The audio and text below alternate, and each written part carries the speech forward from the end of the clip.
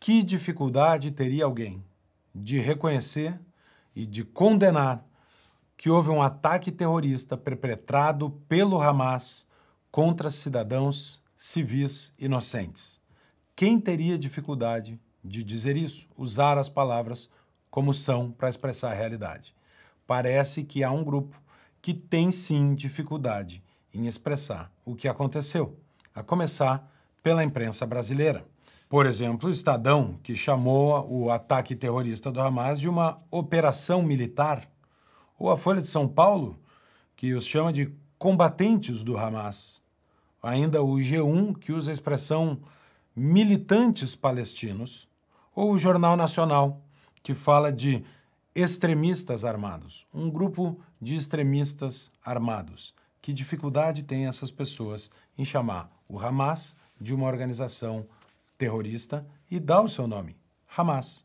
Enquanto a imprensa brasileira passa pano para os terroristas do Hamas, há uma linha que está sendo comentada por diversas autoridades de diversos países e que Lula da Silva escolheu seguir, que é a condenação da escalada. Veja a frase que Lula postou de que estamos dispostos a fazer todos os esforços para evitar a escalada da violência.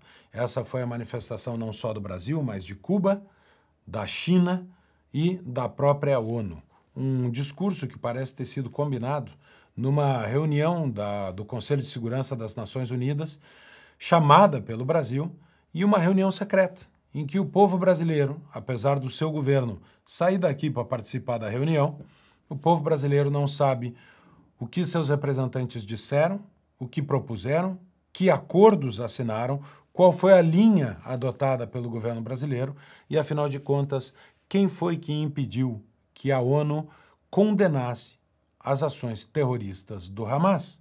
Saiu-se de lá apenas com um discurso ensaiado entre alguns membros. Repito, China, Cuba, Brasil e o próprio Conselho de Segurança falando em evitar a escalada, o que significa evitar que Israel responda aos ataques terroristas do Hamas. É isto que significa o discurso de evitar a escalada.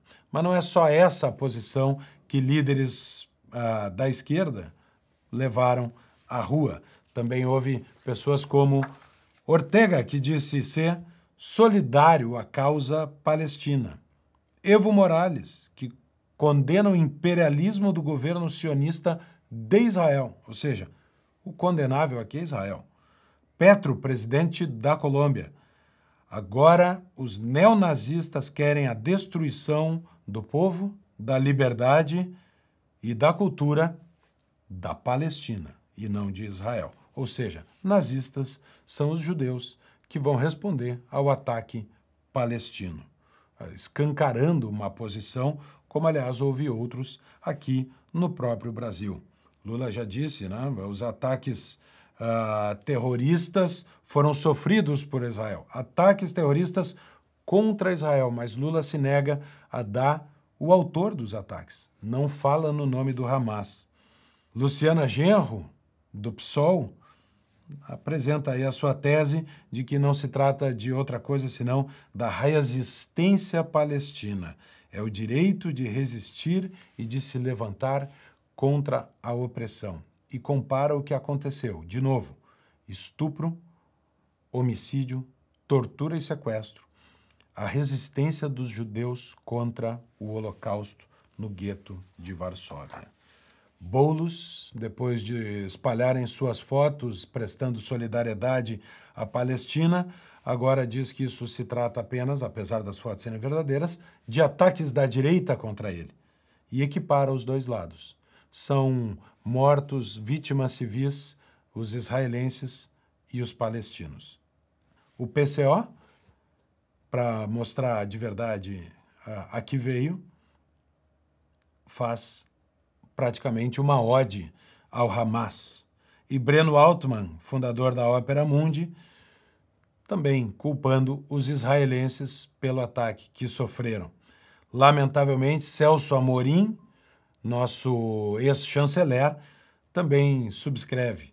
Os governos israelenses geraram essa situação. Ou seja, nós temos claramente duas posições.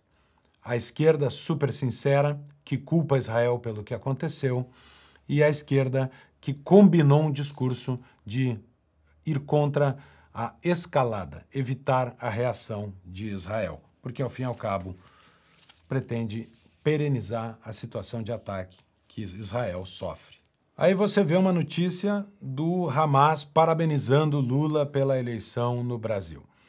E Lula com essa dificuldade de citar o Hamas na sua nota contra o terrorismo.